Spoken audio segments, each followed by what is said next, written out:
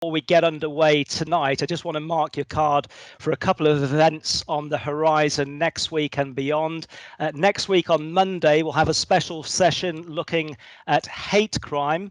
And then on Wednesday, the 25th of November, that's a week on Wednesday next week, we'll have a session called a COVID-19 Christmas, in which we look at the coronavirus pandemic challenges faced by Dorset Police and by Dorset Public Health. Our special guest on that night will be Sam Crowe, and we'll also have the Chief Constable of Dorset Police, James Vaughan, on board as well. That's all in the future, but tonight we're very much focusing on cybercrime, which is very much a problem on the rise with computer hacking, with malware and other cyber-enabled fraud, which, believe it or not, is now costing the UK something just shy of £1 billion a year. And maybe if I can just start off with one statistic, just maybe enforce that message. The latest UK crime statistics from the Office of National Statistics show that there's an increase of 65% in cybercrime since April this year.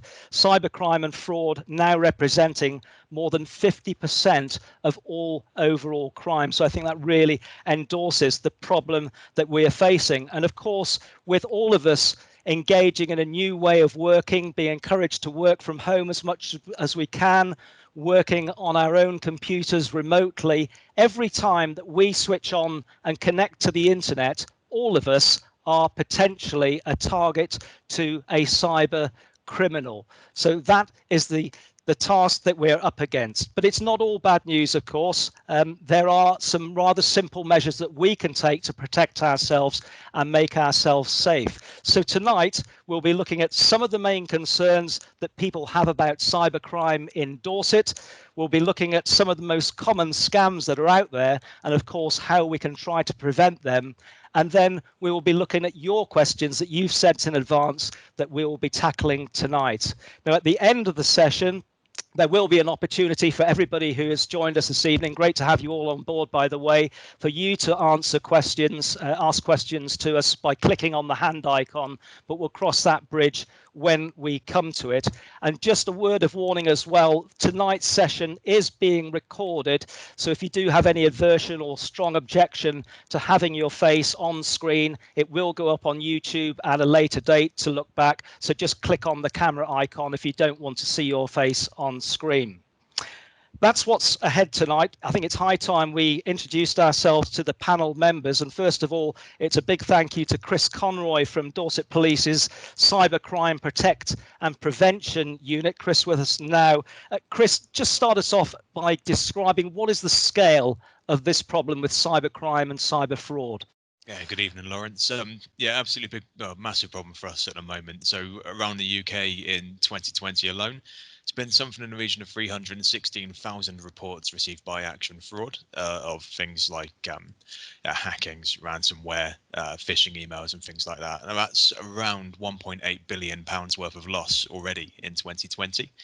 If we're at sort of a local level in Dorset, we've had somewhere in the region of 4,000 reports already in 2020 and losses locally, I think, just around £16 million. That's in a relatively small county like Dorset, which is a huge sum of money.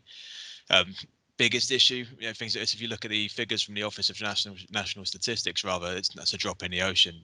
They put figures from their crime survey for England and Wales more at about 4.5 million reports from people there, which is colossal. I think it equates to about 45% of the crime reported in the UK nowadays.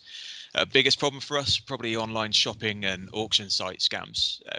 In Dorset, I think we've had around 780 reports this year alone. Again, totaling about £500,000 worth of loss.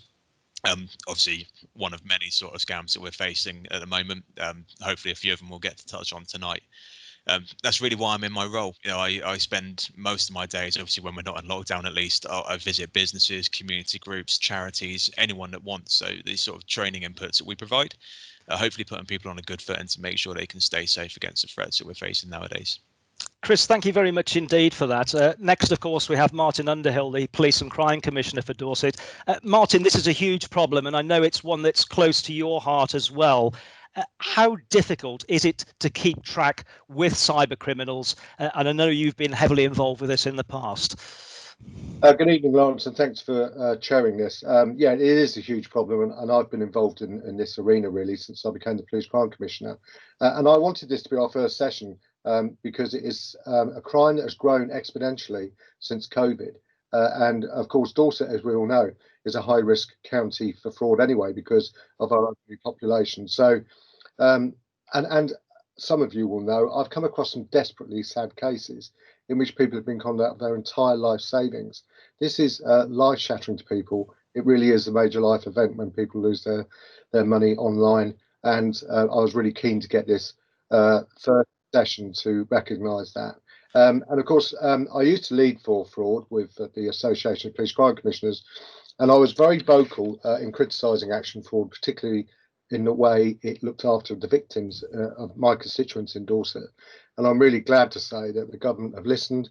Action Fraud's contract has been cancelled, and I'm part of the steering group recommissioning the new Action Fraud coming in early next year, which hopefully will be far more victim focused. So this is a big area for me, and I'm really glad that you're chairing it. Thank you. And I'm looking forward to the questions tonight, because those questions tonight will help feed back into the new service that Action Fraud will deliver. Martyn, thank you very much indeed. Welcome to Petter, to Julian, to Mary, to Meredy, to Tony, to Austin as well. You're all very welcome to this special cybercrime session this evening. I think there's a certain irony that tonight, only about 40 minutes ago, I had a message on my phone from somebody I hadn't heard of probably for about 6 years and saying, oh my God, OMG, with an emoji. That's you in that video. I was immediately suspicious. I didn't open it. I deleted the message, but that's just typical of some way that somebody might be trying to hack my phone. And I think before we get into the heart of tonight's questions, it might just be worth listening to a real life scenario, which actually happened a couple of years ago in Dorset. This is someone who posed as a Metropolitan Police officer who was trying to extract bank account details and to scam money out of one of our Dorset residents. Take a listen.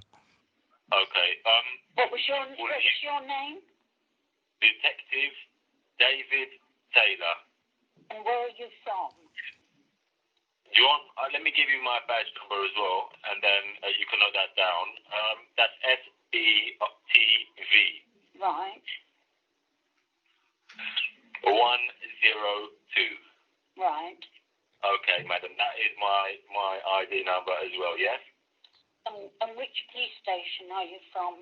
I'm based in the New Scotland Yard, madam. I'm in the Visa Fraud Department. I see. Yeah? Right. Okay, madam, let me just get right to this because this is a serious call. Okay, madam. So we have reason to believe, yes, that you have been frauded. Someone has made a fraudulent transaction in your account for the amount of £1,000 at a Western Union, madam. Right. Right. Can I just confirm, was that you who made that transaction, madam, or did you give someone permission for that £1,000? No. You did not give no one that permission, madam. Which account is this on? It's your Visa debit account, madam. Right. That's all that shows up on my system. I see. So you, madam, you didn't give no one any permission to go to a Western Union? No. And withdraw that amount? No. Okay, madam. Now, wait, can I just, I am speaking to Mrs. You are, yes. Okay, madam. Okay, I just had to confirm that to make sure that I am speaking to the right Miss. Yes. Okay, madam. So, just give me one moment. Let me just write the report up real quick. Hello? Hello? Hello? Yes, madam, don't worry. I won't write it up now. What I need you to do now is, can you know the emergency number? No. Hello?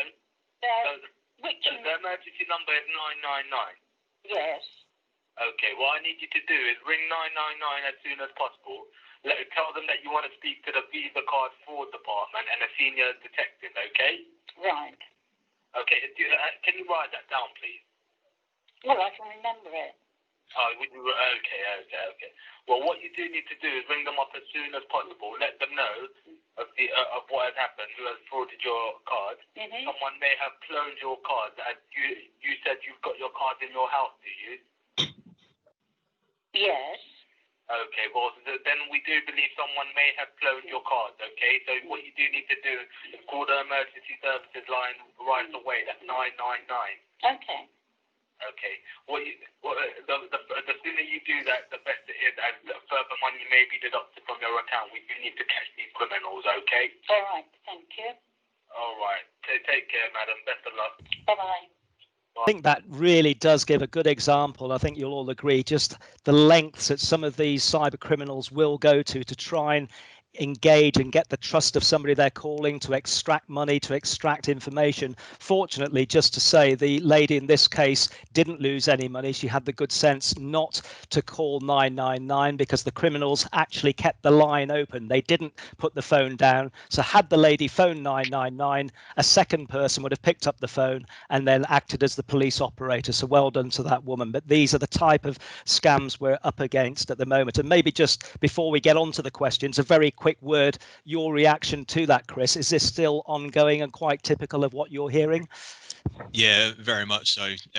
So listening to that call, there's a few things that jump out as sort of, to me, obviously, as someone who knows what I'm looking for, obviously fraudulent. So a few bits and bobs in there that'll be what we call social engineering techniques, things that are designed to make you panic, and they've got obviously the sense of authority and the fact they're claiming to be calling you from, New Scotland Yard and things like that. They're all designed to put you sort of off guard a little bit, try and catch you off guard rather than make you act against your better judgment. As you rightly say, obviously the upshot of that would have been that she'd call 999 and end up actually speaking to the same person again because that phone line was open. And we tend to see with things like that, they'll either say, we need to help you set up a safe account and move your money into a safe account, or they'll just arrange for a courier to come and collect the apparently compromised card. There's a couple of ways it can pan out.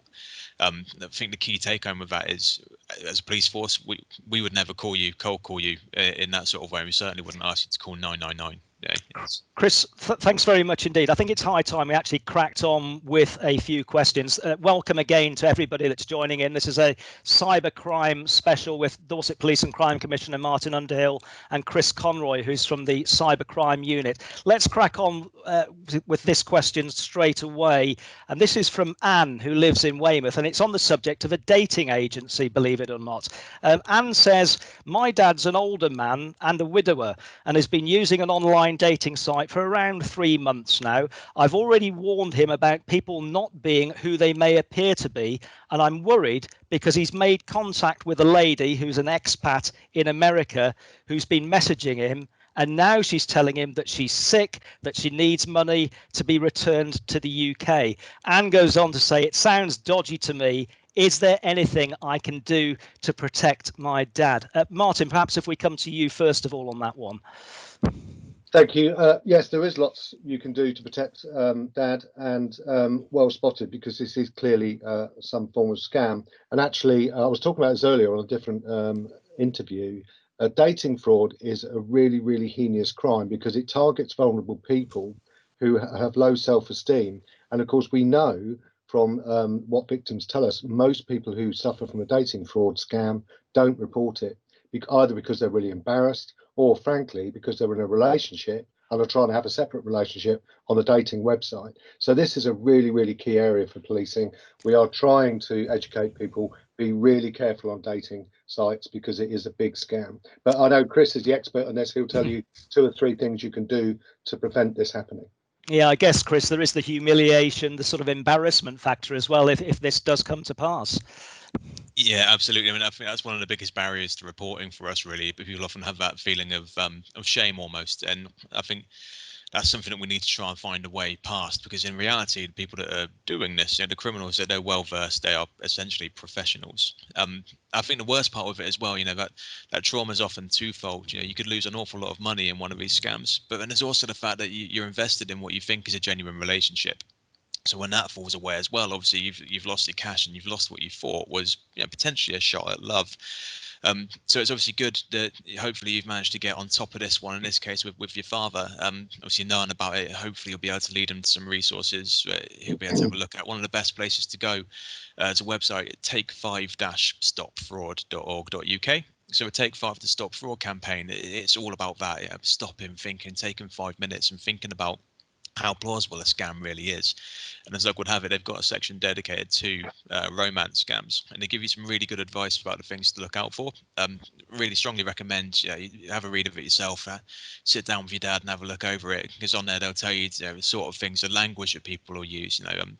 Maybe the person he's talking to is really ramped up sort of the intimacy in the conversation really quickly.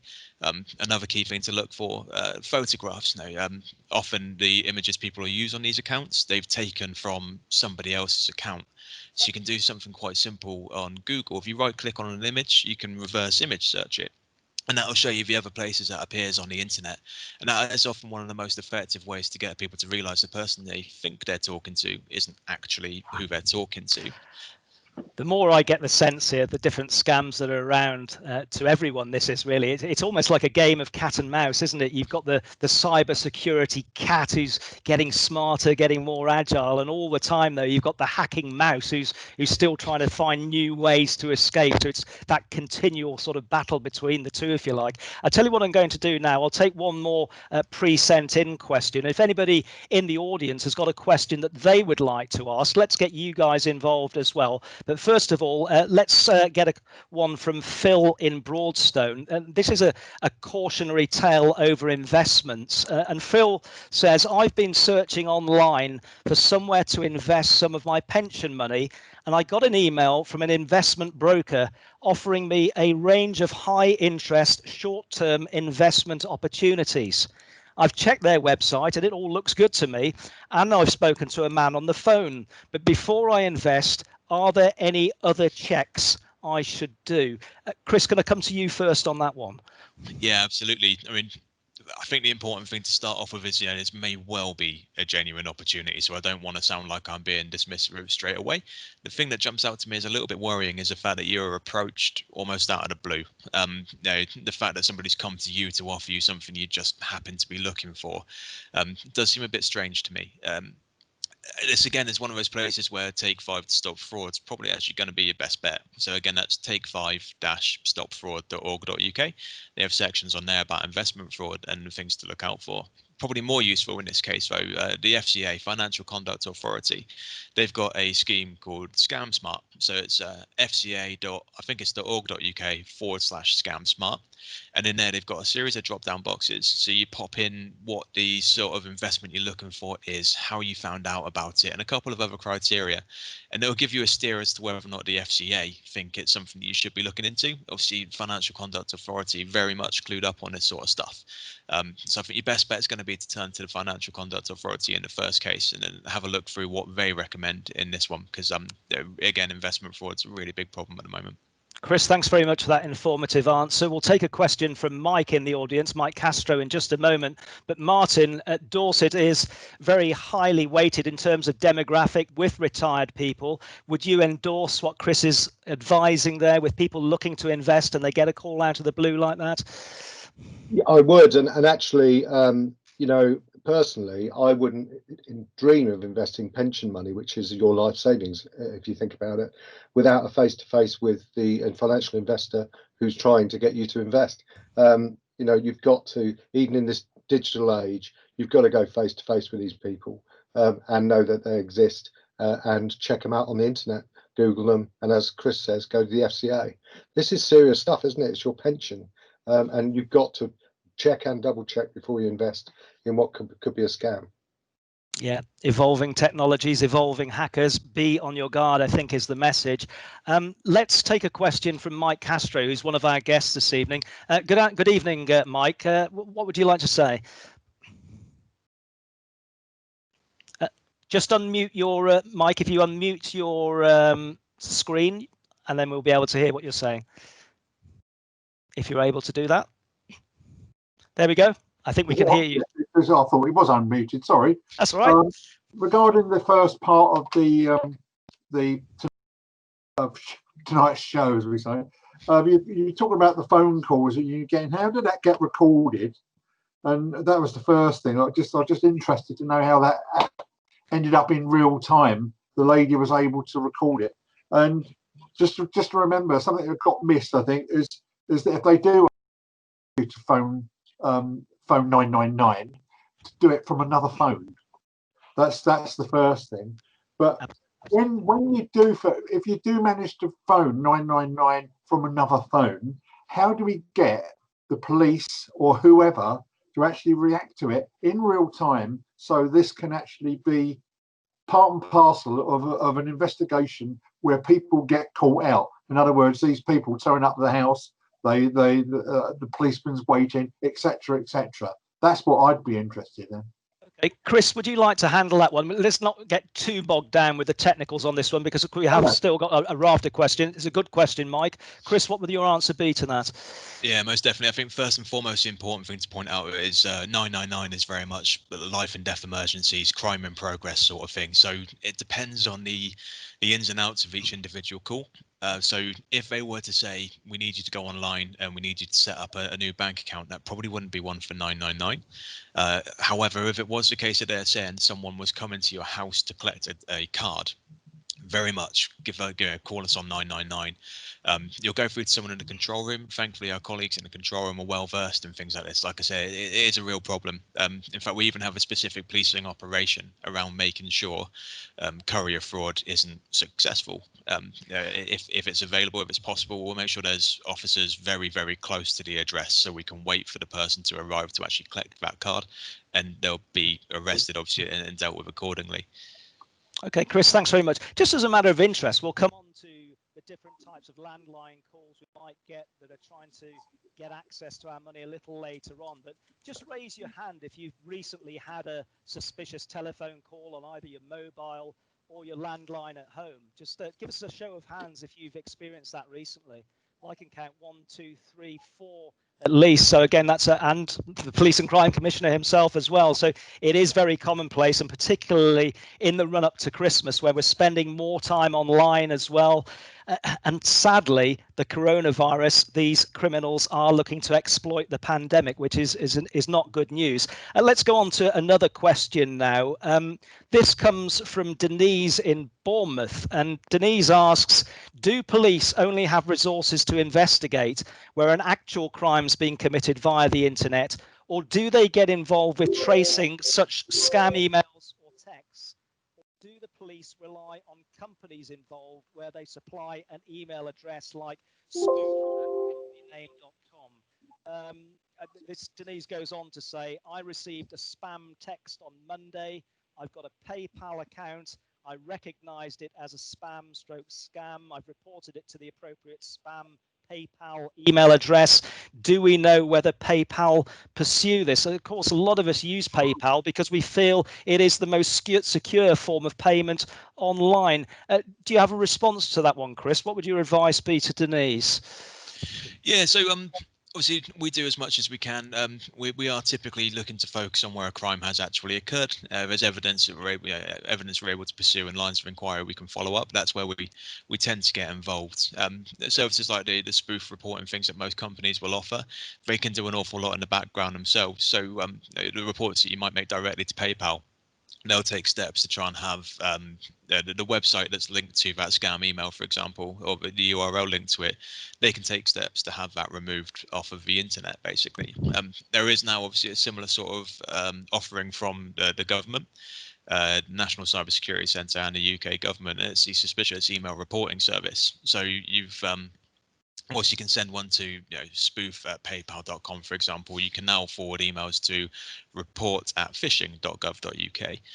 It works in a similar way. Automated processor basically looks to have a website and sort of the email servers and all that sort of stuff whipped off the internet, entirely automated, just because somebody's forwarded that email to them. So there is work going on.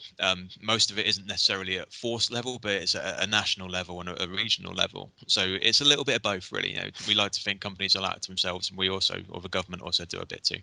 Martyn, just to follow on what Chris is saying, I know you are campaigning for improvement from action fraud. Are action fraud doing enough? Not in relation to victims, in my view, and also not in relation to catching criminals. They are fantastic at gathering intelligence, and we've got a question about that later. But I don't think they're fit for purpose. I've said that many times to ministers and to the press. But actually, let's celebrate two things they got right. one of which is Denise's point. So I've been representing police crime commissioners and my constituents with Action Fraud for about 6 years. And about 4 years ago, it became very apparent that one, victims weren't being referred to victim support if they reported to Action Fraud. And that involved Dorset residents. And secondly, if they did report, that the Action Fraud were not allowing people to put a spoof email to the Action Fraud. If you tried to tell them, they were saying, have you lost money? As soon as you said no, it was an attempt, they didn't record it. We managed to change both those things. I lobbied the policing minister at the time, and Action Fraud now does both those things. I mean, what I'm trying to say is that Action Fraud, or whatever system we now have early next year, has to respond to what victims want. And they have, but the system is still not fit for purpose 6 years later, and I'm glad actually that we're changing it. Okay, we're approaching 6:30. Welcome to everybody. We just had Paul Douglas join us in the guest room. Good evening, Paul. You're listening to a very special cybercrime online virtual event tonight because, of course, we can't do things face to face because of the coronavirus pandemic. We will be coming on to questions from the audience at the end of the session. I'll throw one or two in as we go, but we're taking pre-sent in questions first of all. And I quite like this next question because I think it will probably resonate with quite a few of us. It involves social media scams, particularly on Marketplace on Facebook, and it might be on Gumtree as well, where we sell goods, be it furniture, clothing, tickets, etc. Now, this particular question comes from Mary Dunford. She says, how safe is Facebook and Marketplace for selling things online? And is it safer to use PayPal rather than a credit card? And another question from someone who wants to highlight the scammers on the Facebook Marketplace. She tells these sellers arrange for a company to drop an envelope of cash off as a payment and then also collect the item from your house. Now, this is an interesting one because a few weeks ago I was selling an old second-hand reporter's coat that I wore faithfully for many football commentaries down the years, and I had this guy phone up from London or somewhere, and it was all very suspicious. He said he wanted to send a courier down to collect my coat. He said he also wanted to send the money in cash in an envelope. Chris, is this something that you've come across? Yeah, absolutely. Actually, we're nearing that time of year where it becomes much more prevalent as well. So you think Christmas sort of time, there's always going to be that really valuable toy, or the toy that parents really want to get for their kids. If it runs out of stock in shops, where do you go? Somewhere like Facebook Marketplace, if somebody's selling one, eBay, Gumtree, anywhere like those sort of reselling platforms. And I wouldn't say it's rife, but it's certainly a problem. But is the scam here that you agree to it all, and then they want some form of insurance, and then that small fee for insurance isn't a couple of quid? It turns out to be £50 or something, and then when you say you're not going to pay that £50 insurance, they then threaten to take you to court. Yeah, obviously that's in Mary's example. Obviously that's very much what they say, and I think that the important thing to remember is Marketplace, and particularly Gumtree. The whole sort of purpose of them is to kind of be local, really. Yeah, you search on geographic sort of radiuses, and if someone's contacting you from a different county or really far away to say I want a courier delivered and I want insurance, that should be a red flag. So it should start ringing alarm bells for you, really. I think the whole point of stuff like Facebook Marketplace is someone a couple of streets over might be interested in what you're selling. I think the key take home is if you're selling it, it's still your item until you've sold it. You should only really be doing business with people that you're comfortable doing business with. And yeah, I think someone who's offering to have it picked up by courier and pay you in an envelope of cash is certainly something I'd be looking to avoid.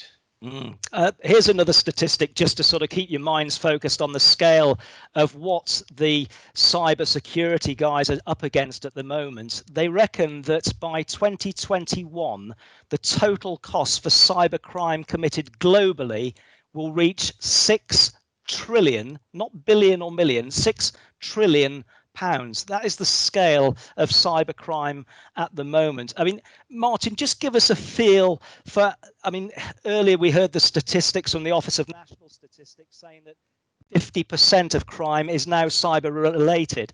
Can you see that across Dorset? Is that sort of what you're seeing from your team? Yes, the figures nationally are mirrored in Dorset. In fact, I mentioned earlier in my introduction, we are more at risk than most areas of the country because of the age of our demographic. So yeah, I mean, it is just a growth industry. And actually, Mary's question was really brilliant. Chris is the expert on. I wouldn't know whether to answer whether PayPal is better than a credit card. I'll let Chris answer that question. But I will say this: use one of those two methods, because if you use your bank switch card, you've got no redress if you're defrauded. Credit cards do reimburse, as do PayPal. You can start a dispute. So I'll let Chris decide which one's the better one. But Mary's spot on. Use one or either. Never ever use a credit card or sorry, a normal card, debit card, or cash. It's just you've got no recourse if it goes wrong. Thanks, Martyn. Martyn Underhill with us this evening, the Dorset Police and Crime Commissioner, and Chris Conroy as well for our cybercrime session. Chris is from the Dorset Police cybercrime team. Is there anybody else in the audience who would like to ask a question just before we get on to another question that we've got lined up? I see Mary Dunford has got a question. Mary, go ahead. No, I can see Mary's got a hand up and she's gone mute now. Sorry. No question? I think Mary's skipping between her mute and her hand at the moment. Is there anybody else in the audience who would like to ask Chris or Martyn or both of them a question and take advantage of their experience and their skill in this field of cybercrime? Don't be shy at all. If you haven't, don't worry. We'll come on to, and maybe you can think of one later on. Just another statistic. They reckon 95% of cybersecurity breaches are all down to human error, but it's putting a lot of weight on our shoulders to make sure that we are all secure, we're safe with our laptops, with our gaming, with our streaming, with our downloading, and as we approach Christmas, buying things online, of course, as well.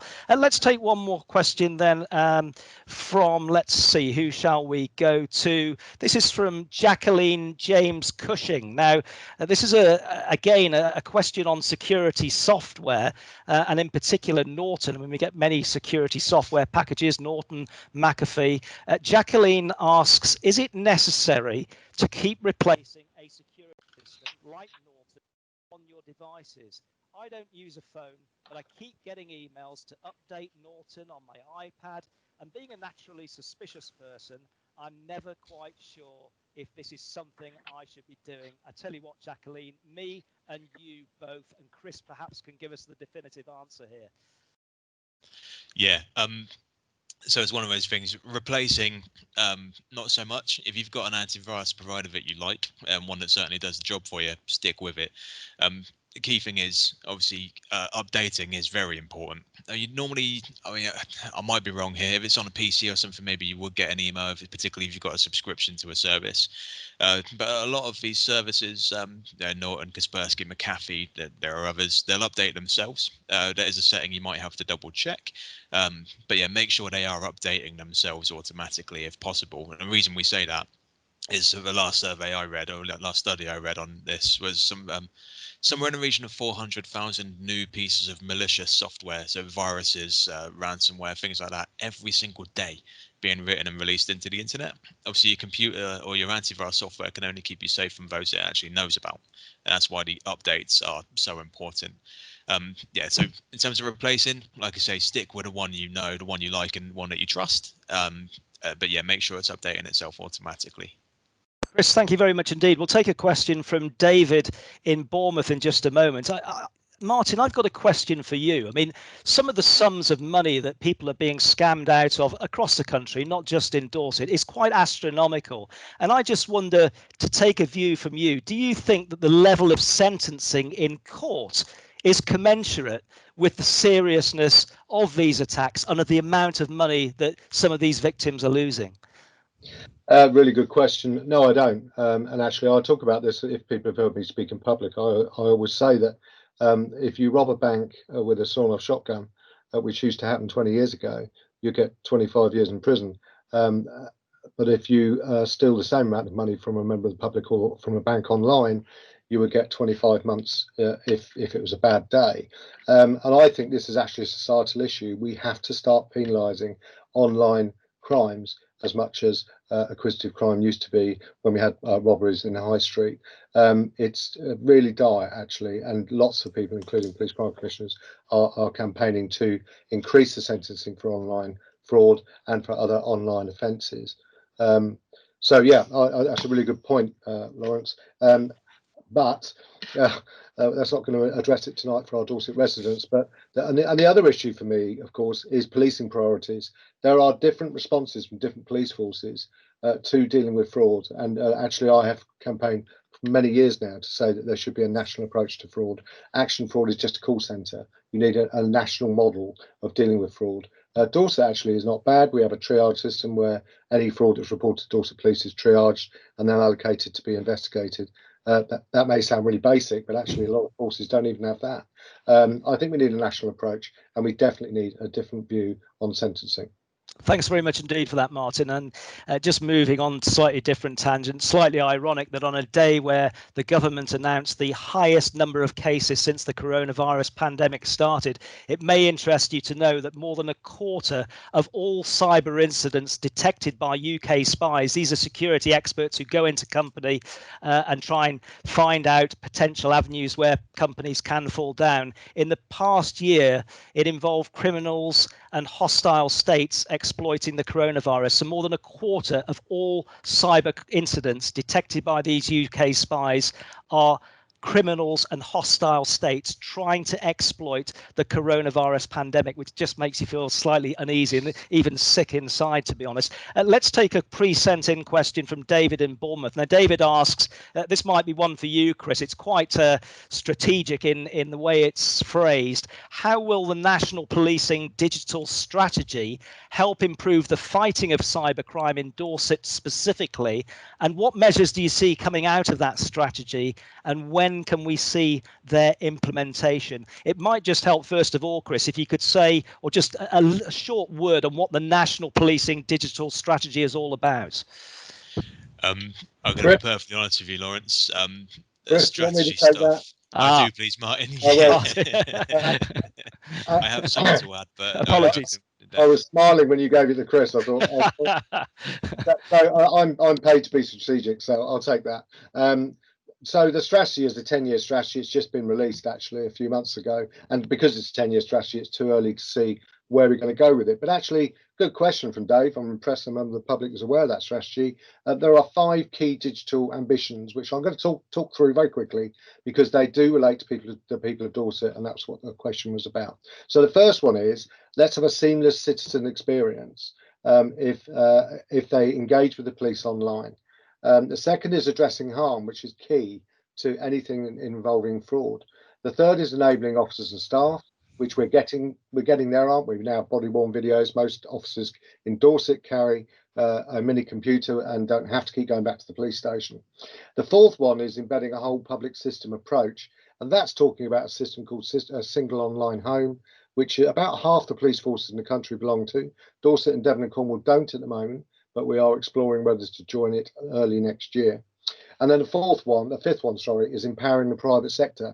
And I did want to talk about that because public sector is not very good at spending money. You only have to look at some of the defence howlers and sadly, so look at some of the police howlers to see that public sector actually isn't always very good at procurement or buying a system. And the private sector are experts at it. That's what they do. So it's really interesting that the new strategy empowers the private sector. And I embrace that, actually. It should be a public and private sector approach to bringing in technology. So that's what's happening. Good question from Dave, but actually it's too early to tell how it will affect the people of Dorset.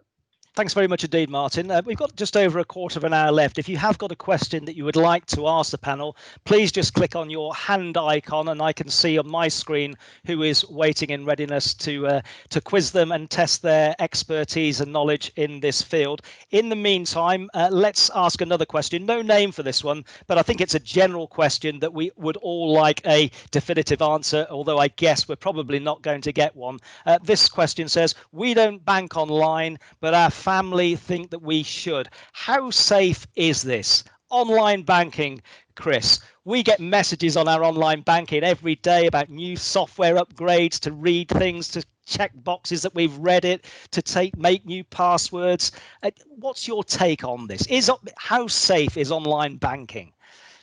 I think the first thing to say and the place to start with this is do your banking how you feel safe. You know, if you're lucky enough to still have a bank that you can walk into and do stuff over the counter, brilliant. If you're happy doing that, you're going to get pretty much the same sort of service. Online banking, though, very. The systems themselves, they are very safe indeed. The issues come with phishing emails and scams surrounding them. So I'm a big advocate for using banking apps. If I do any banking, it'll be on my smartphone or it'll be on my tablet. And the reason I say that is that the banks work with either an internal team or another company to develop these apps to be as secure as they can. They push updates to them as often as they can. So if something goes wrong when you're doing banking on an app, it's not your fault. If someone's broken into that app and stolen your money, it's the bank's fault. So you're going to get that back in theory. Big fan of online banking. It's quick, it's convenient, and there are an awful lot of people working hard to keep it secure. Just to interject on that for a moment, Chris, we've all got so many passwords now. It's unbelievable the amount of passwords we got. I'm not going to tell you where I keep mine because that'd be giving my trade secrets away. But what's the best way to keep all your passwords safe, making sure they're all different, and where should you store them? Okay, I can tell you what not to do first. It's probably an important one to point out and start with that. If you've got a dog or a cat or a pet, a favorite holiday destination, it's no good for a password. If you've got a Facebook account, don't put your date of birth on there. Don't put pictures of your dogs on there, because first thing I'm going to do is, hang on, I was about to call myself Mr. Criminal. That'd probably be the wrong way to put it. If I were a criminal, the first thing I would do is turn to a Facebook account, look for a pet's name, look for a year of birth, and I'd try that as somebody's password. It's no good. So the National Cybersecurity Centre, they recommend using 3 random words for each password. So you string them together, make them complex with capital letters and numbers, and you get yourself a strong password that way. Difficulty there, obviously, if you've got, in my case, say 60 different accounts for things that I like to use, that's 180 words I've got to remember, and that becomes very difficult very quickly. And it's again where things like this come in really handy. So I use a password manager app, and there's loads of them available. There's a couple that are better than the rest, but you can find out reviews like through Which. So use a password manager app. It'll make a good strong password for you. It will store them, and they're really good quality passwords. Really good answer. Thank you very much indeed, Chris. I've got a question that will really put Martyn Underhill on the spot in just a moment, so I'll keep him sweating just for a moment. But I can see Julian in the guest room there has got his hand up. Julian, what's your question, please?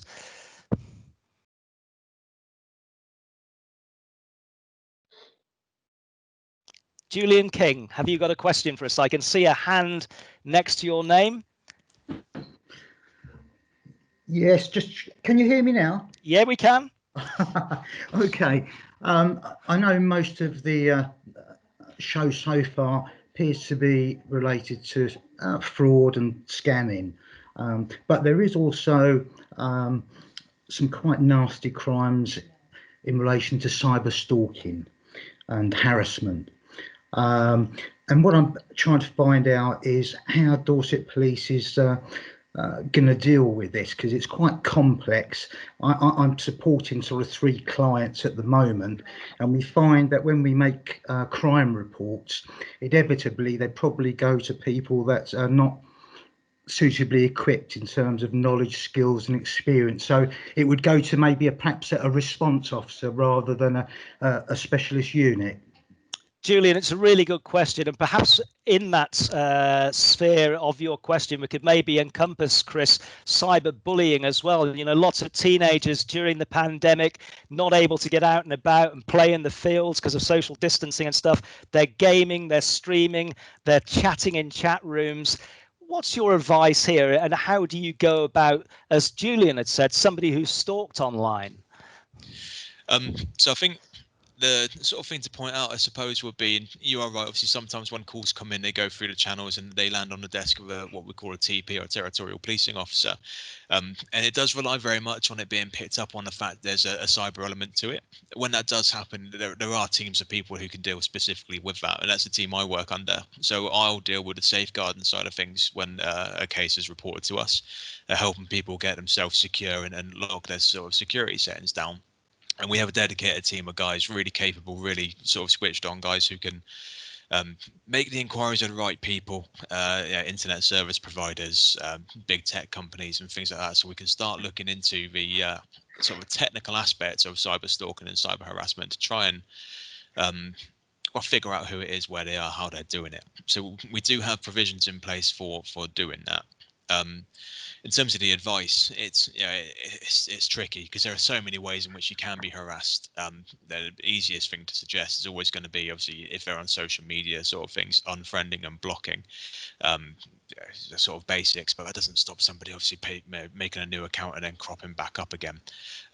It's a real minefield, cyber harassment, cyber bullying, and things like that. Yeah. I've got a couple. We've got about 10 minutes to go. I've got a couple more questions I'd like to get in. One's for Martyn, and there's one I promised I'd put you on the spot. Let's start with that one first of all, Martyn. No name to this one. Maybe they're protecting themselves because they don't want to land themselves in trouble. The WannaCry ransomware worm of 2017 comprised hundreds of thousands of out-of-date computers and servers, claiming a long list of victims ranging from NHS hospitals, car factories belonging to Renault Nissan in France, shipping operations run by FedEx in the US as well. The convergence of operational technology infrastructure extends the threat landscape. How is the Office of the Police and Crime Commissioner ensuring that his office and Dorset Police are data secure? Okay, thank you. Good question. Before I answer that question, very quickly, I'm just going to go to Julian. Julian, we do have an independent stalking advocate caseworker funded by my office and the police. Stalking, it has increased nearly 100% in the last year. Some of it's cyber, some of it isn't. So it's a really growing problem. And I hear what you're saying. We could talk offline, actually, if you could contact me. Right, going back to that question, a really good question. I mean, the entire police force, Dorset Police and my office, because I sit underneath them with IT, are on a restricted, protected network, which is accredited and maintained. And we are obviously subject to internal external audits. And we have actually spoken to Bournemouth University and asked them to test our systems. But so I'm reasonably comfortable. I've never sit here saying we're okay, because I lead nationally for forensics, and we've already seen several forensic providers this year targeted with cyber malware and being basically held to ransom. So how up to date, Martyn, are Dorset Police systems, and is it more difficult to make older systems more cyber secure than more up to date systems? Whereabouts do you sit on the spectrum? So luckily, we're very high on the spectrum, because we've literally just gone to Office 365, which is the latest version. So, I mean, when I first became Police Crime Commissioner, our system was over 10 years old, and that made us very susceptible to malware or cyber attack. But we're literally on Office 365 now. So I think we're at the top of the game. And we need to be, because the public have to have confidence. They wouldn't be surprised to hear Co-op or an airline being invaded, but they would be absolutely gobsmacked if the government or the police were invaded. So I think we have to be seen to be on top of our game, which we are. But you can never be complacent. I've seen too many people come unstuck, and particularly as that questionnaire says, when the NHS got hit, it caused absolute chaos, and it made ministers sit up really, really quickly and think, my God, if we can lose the NHS, what can we lose next? So it is a big problem. I can tell you I'm quite confident that we have the right systems in place. The next bit of the question, I think, is, oh no, sorry, that was another question. I thought you were going to ask me about businesses. I'll stand by on businesses. If we have time, we'll come back to that one. But there is a question on emails, which I would like to get onto, because I think we've all got email accounts, and we'll all see an email that just doesn't look right. We wonder whether we should click on an attachment, whether perhaps it's a message saying that our TV license is due, and by the time we've clicked on an attachment, we've lost some money. It's that dodgy looking HMRC scam where they're looking to get us to pay a tax bill. There's lots of them around.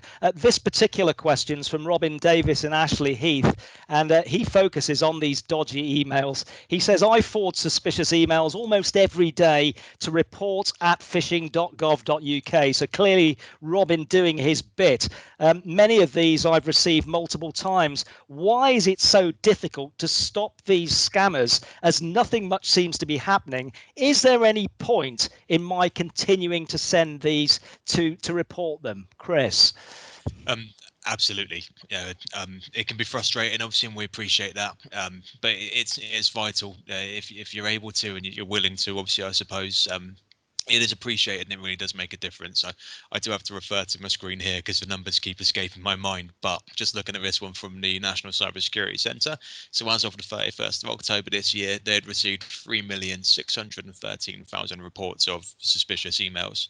Wow. Led to the removal of 18,000 scam sort of setups and 39,000 separate websites, all sort of based around these scams. The reason we see them pop back up again so quickly is because you go onto something like the dark web or somewhere online, you can buy what's called a phishing kit, and it's basically templates and all the technology and the underpinning sort of infrastructure that you need to run a phishing campaign. So they're sold widely. You'll see series, a whole range of people using the same phishing kit, basically, which is why you'll probably recognise quite a lot of the phishing emails you get as you might think they're from the same person. They're not. There'll be somebody else. It does make a difference. It does result in stuff getting shut down. I appreciate it's frustrating, but I promise you it does make a difference.